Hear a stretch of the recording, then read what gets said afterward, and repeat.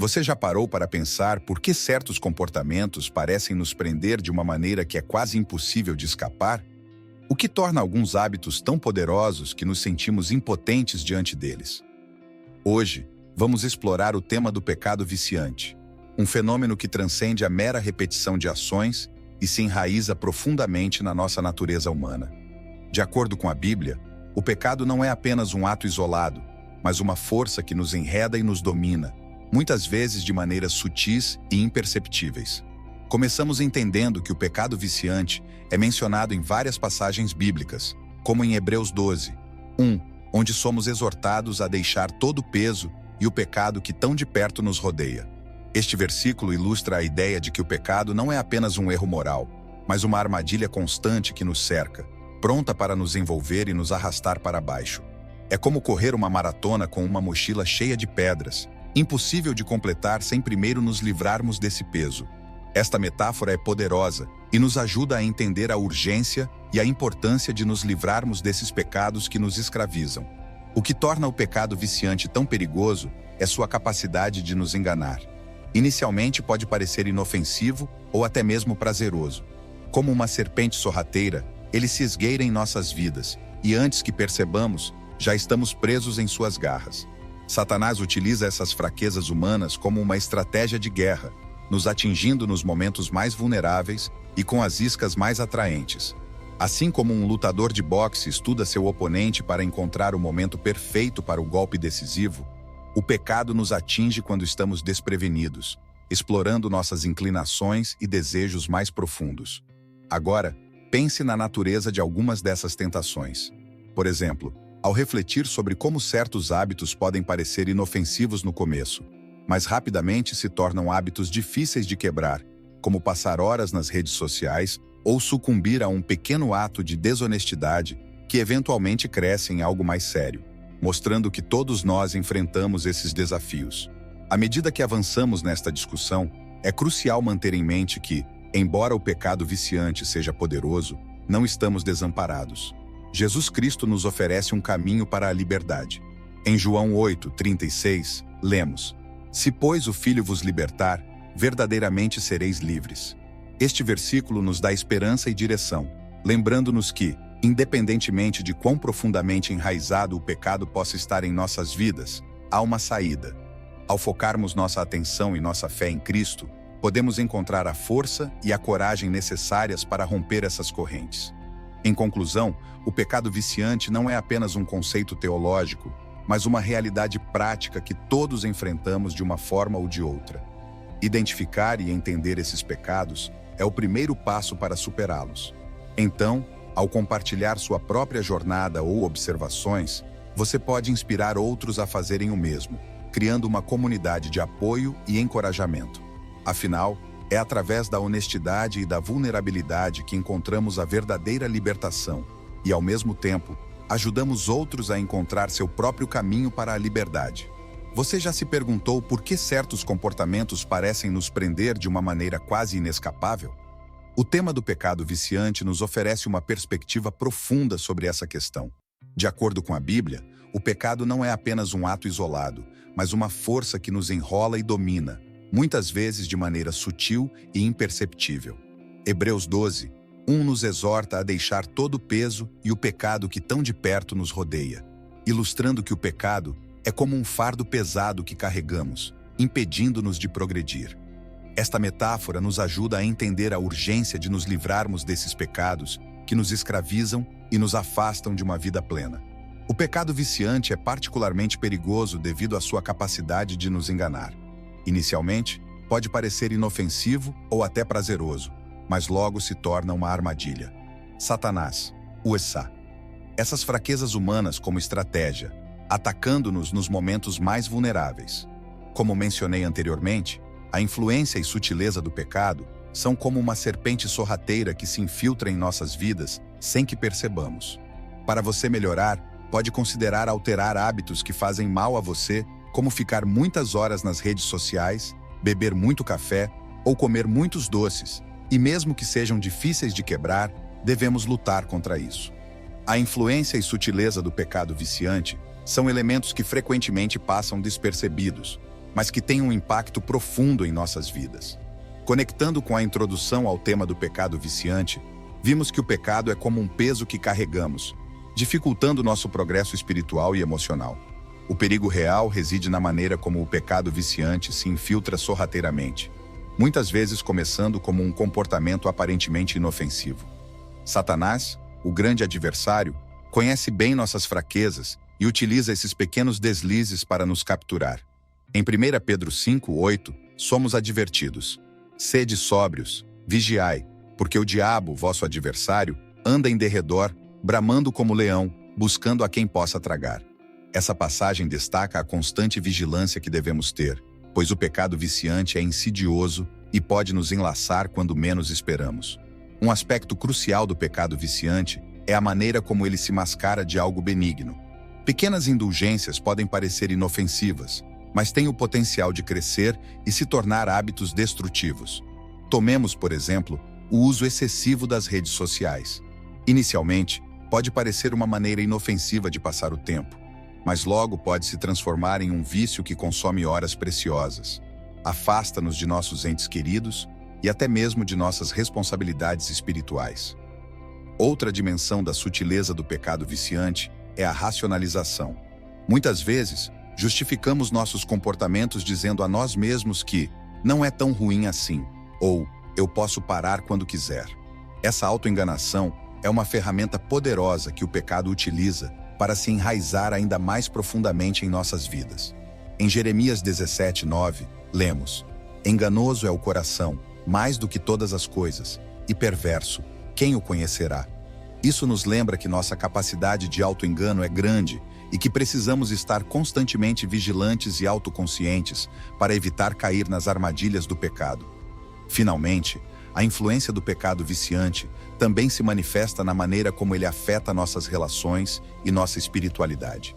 Pequenos atos de desonestidade, por exemplo, podem corroer a confiança em um relacionamento, enquanto hábitos como a preguiça podem impedir nosso crescimento pessoal e espiritual. A conexão com o tópico anterior fica clara quando reconhecemos que o pecado viciante não apenas nos afeta individualmente, mas também tem ramificações em todas as áreas de nossas vidas. O livro de Hebreus, capítulo 12, oferece uma profunda reflexão sobre como devemos lidar com o pecado viciante, conectando diretamente com a discussão anterior sobre a influência e sutileza do pecado. Em Hebreus 12, 1, somos exortados a deixar todo o peso e o pecado que tão de perto nos rodeia, e corramos com paciência a carreira que nos está proposta. Esta passagem nos lembra que o pecado não é apenas uma transgressão moral, mas um fardo que nos impede de avançar espiritualmente. A metáfora da corrida sugere que a vida cristã é uma jornada contínua que exige esforço, resistência e, acima de tudo, a capacidade de identificar e descartar os obstáculos que nos atrasam. O versículo seguinte, Hebreus 12, 2, nos orienta a olhar para Jesus, autor e consumador da fé. Este é um ponto crucial, pois nos oferece uma solução prática e espiritual para o problema do pecado viciante. Ao focarmos nossos olhos em Jesus, encontramos um exemplo perfeito de resistência ao pecado e de dedicação à vontade de Deus. Jesus enfrentou tentações, provações e sofrimentos, mas manteve-se firme em sua missão. Isso nos inspira a fazer o mesmo, lembrando-nos que não estamos sozinhos em nossa luta contra o pecado. Hebreus 12 também destaca a importância da disciplina divina em nossas vidas. Nos versículos 5 e 6, lemos: meu filho, não desprezes a correção do Senhor, e não desmaies quando por ele fores repreendido, porque o Senhor corrige o que ama, e açoita a qualquer que recebe por filho. Esta disciplina é uma forma de amor paternal, destinada a nos corrigir e nos guiar de volta ao caminho correto. Entender e aceitar a disciplina de Deus pode ser difícil, mas é essencial para o nosso crescimento espiritual. Por fim, Hebreus 12, 11 nos lembra que toda correção, ao presente, não parece ser de gozo, senão de tristeza, mas depois produz um fruto pacífico de justiça nos exercitados por ela. Este versículo encapsula a ideia de que o processo de enfrentamento e superação do pecado viciante pode ser doloroso e desafiador, mas os frutos colhidos são de justiça e paz. A luta contra o pecado viciante pode ser comparada a esportes de combate, onde a estratégia e a preparação são cruciais para a vitória. Assim como um boxeador treina incansavelmente para antecipar os golpes do oponente e se defender eficazmente, precisamos estar espiritualmente preparados para enfrentar as armadilhas que Satanás coloca em nosso caminho. A Bíblia nos alerta em Efésios 6:12 que não temos que lutar contra a carne e o sangue, mas sim contra os principados, contra as potestades, contra os príncipes das trevas deste século, contra as hostes espirituais da maldade, nos lugares celestiais. Esta passagem nos lembra que nossa batalha é espiritual e exige uma armadura apropriada para nos proteger. No esporte de combate, os lutadores estudam seus oponentes para identificar fraquezas e desenvolver estratégias eficazes. Satanás faz o mesmo conosco. Ele conhece nossas fraquezas e as explora habilmente, esperando o momento certo para nos atacar. A sutileza de suas táticas é semelhante à de um lutador experiente que usa movimentos dissimulados para enganar seu adversário. Em 1 Pedro 5:8, somos advertidos a ser sóbrios, vigiar. Porque o diabo, vosso adversário, anda em derredor, bramando como leão, buscando a quem possa tragar. Esta vigilância constante é essencial para não sermos pegos de surpresa. A disciplina e a preparação nos esportes de combate também têm um paralelo com a disciplina espiritual mencionada em Hebreus 12. Assim como os atletas submetem seus corpos a rigorosos treinos e dietas para alcançar a melhor forma física, nós também devemos submeter nossas vidas à disciplina divina para alcançar a maturidade espiritual. Hebreus 12:11 nos lembra que toda correção, ao presente, não parece ser de gozo, senão de tristeza, mas depois produz um fruto pacífico de justiça nos exercitados por ela. A disciplina, embora difícil, é essencial para fortalecer nossa resistência espiritual e nos preparar para as batalhas que enfrentamos. Finalmente, a comparação com esportes de combate destaca a importância de uma estratégia bem definida e de uma execução precisa. Satanás é um estrategista astuto que usa nossas fraquezas contra nós. Ele planta dúvidas, medos e tentações de maneira calculada para nos desviar do caminho da retidão. No entanto, ao seguir o exemplo de Jesus e nos equipar com a armadura de Deus descrita em Efésios 6:13-17, podemos ler: verdade, justiça, evangelho da paz, fé, salvação e a palavra de Deus. Assim podemos resistir para os ataques e permanecer firmes. Como exemplo, posso dar minha forma de buscar a Deus. Eu tenho lutado para conseguir enfrentar os desafios a partir da fé e da oração. Todas as manhãs, quando acordo, não saio de casa antes de realizar meu devocional diário, orando e pedindo a Deus sua proteção e também ler a palavra para buscar o entendimento correto das Escrituras. A comparação com esportes de combate e a estratégia de Satanás nos leva a entender a importância de estar preparados e vigilantes contra os pecados viciantes. Esses pecados, muitas vezes, começam de maneira insignificante, mas rapidamente podem se transformar em comportamentos dominadores e destrutivos. Um exemplo clássico é o vício em substâncias, como álcool e drogas. Em 1 Coríntios capítulo 6, versículo 19 e 20, Paulo nos lembra que nossos corpos são templos do Espírito Santo e que devemos glorificar a Deus em nosso corpo e espírito. O vício em substâncias nos afasta dessa verdade, degradando nossa saúde física e espiritual. Outro exemplo é o vício em pornografia, que é uma forma insidiosa de pecado viciante. Jesus nos adverte em Mateus 5:28. Eu, porém, vos digo que qualquer que atentar numa mulher para a cobiçar, já em seu coração cometeu adultério com ela.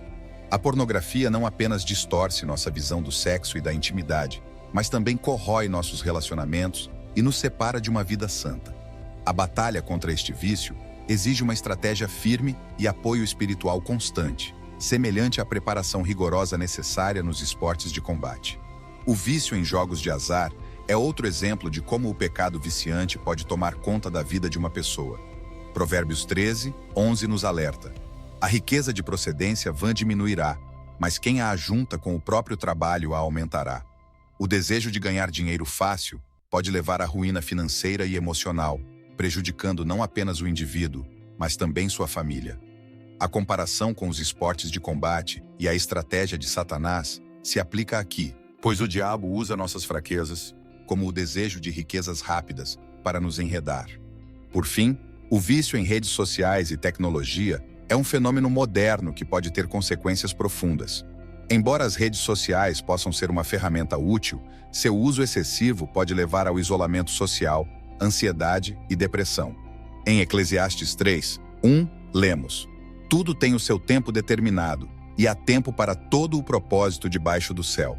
Esse versículo nos lembra da importância de equilíbrio em nossas vidas.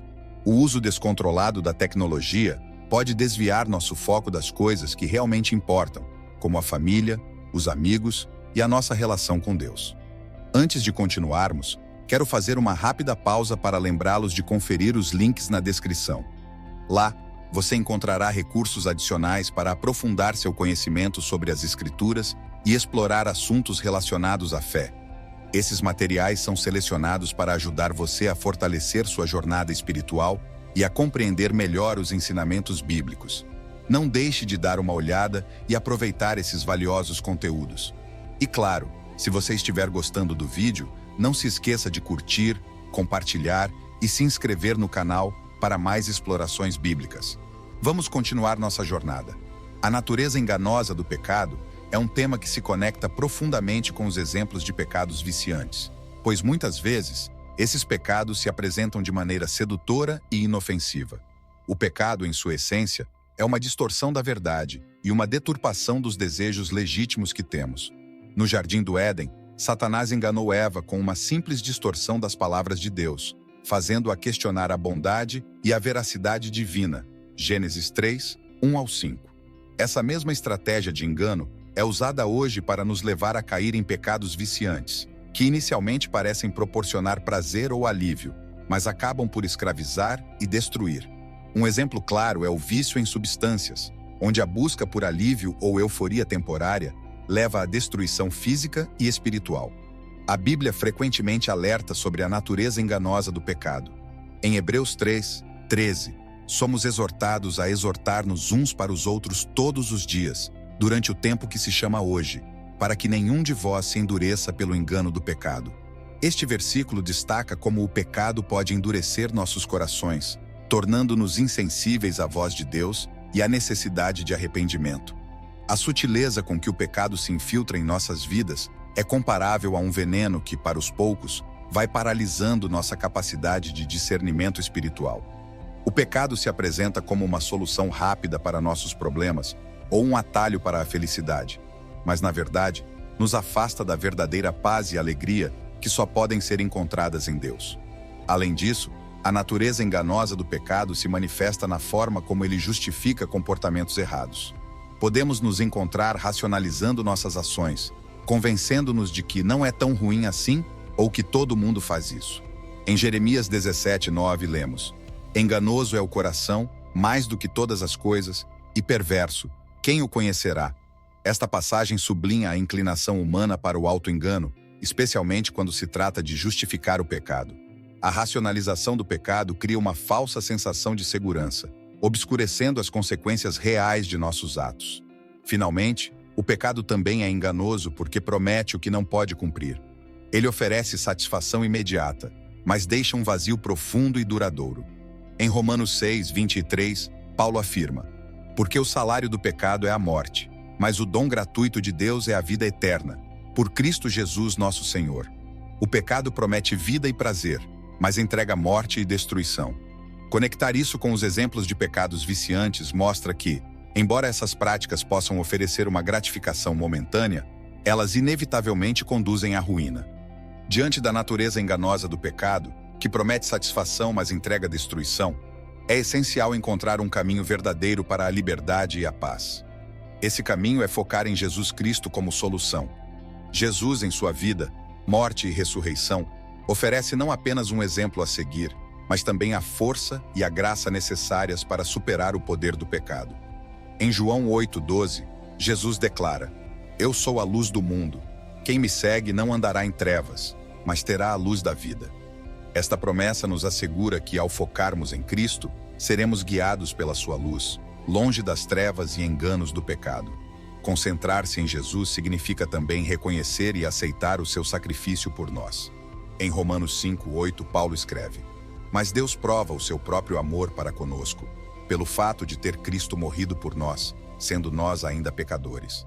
Este sacrifício é a expressão máxima do amor de Deus e a solução definitiva para a escravidão do pecado. Cristo nos liberta, não apenas perdoando nossos pecados, mas também nos capacitando a viver uma vida nova, cheia de propósito e direção.